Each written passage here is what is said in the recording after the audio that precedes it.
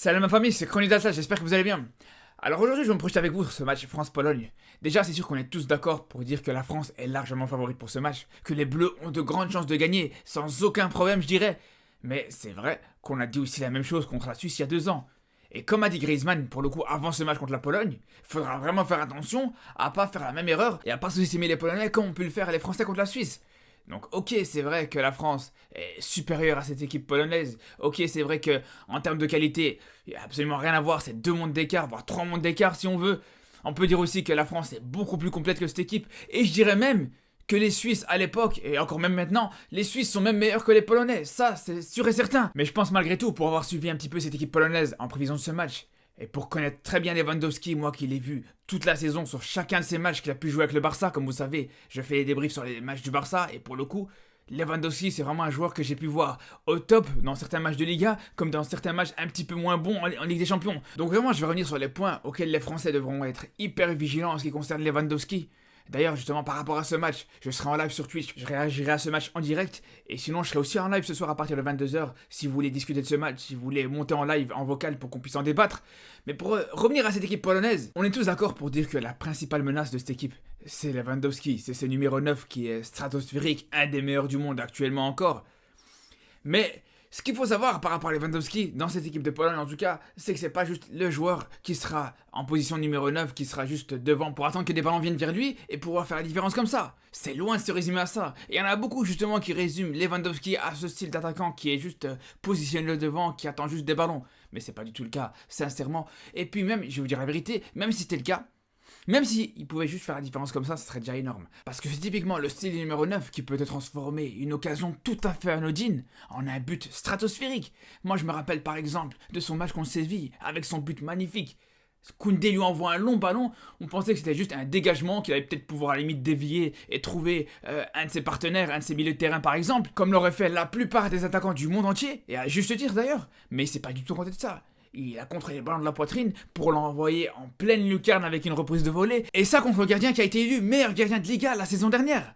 Donc la vérité, on sait très bien que Lewandowski, avec un seul geste, il peut faire une différence incroyable. C'est vrai que sur cette Ligue des Champions, il a été décevant avec le Barça. Mais on va pas se mentir, comme je vous dis en Liga, franchement, il peut être encore décisif de manière spectaculaire. Et surtout, justement, cet échec en Ligue des Champions peut nous laisser croire qu'il aura vraiment envie de se racheter dans cette Coupe du Monde. Il aura vraiment envie de se sublimer et montrer qu'il peut être encore présent dans les grands matchs, dans les grands rendez-vous. Donc c'est pour ça qu'il faudra être hyper vigilant là-dessus. Mais justement, comme je vous disais, Lewandowski, ça s'arrête pas juste à un finisseur, à un attaquant qui peut transformer des occasions anodines en des vrais buts.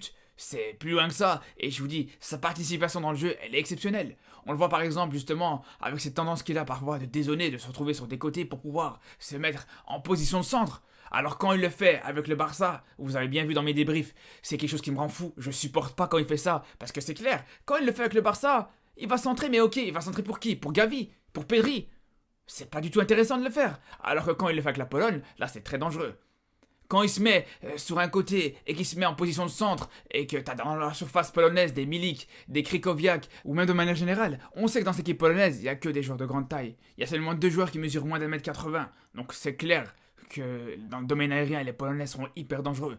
C'est pour ça que la défense française devra être hyper vigilante quand ils verront Lewandowski dézonner pour se retrouver sur un côté et pas faire l'erreur qu'on peut trouver très souvent contre les adversaires de la Pologne, à savoir se concentrer autour de Lewandowski sur un côté pour laisser l'axe et pour laisser des possibilités justement à des joueurs de se retrouver dans la surface et récupérer des ballons aériens. Surtout quand on sait à quel point les Bleus peuvent avoir énormément de mal dans ce registre sur le plan défensif. On sait que justement, sur les 7 derniers buts qu'ils encaissent, il y en a 3 qui viennent d'un centre. Et justement, par rapport aux faiblesses de cette équipe de France, là où ils devront être hyper vigilants aussi, c'est sur l'alignement de cette défense qui devra être irréprochable. On sait que justement, dans cette équipe polonaise, il y a vraiment des joueurs de qualité au milieu de terrain, avec bien sûr Zelensky qui a de grandes facilités à trouver la profondeur, un peu comme Krychowiak, mais justement, Krychowiak sera suspendu pour ce match, donc c'est un petit peu une chance pour l'équipe de France.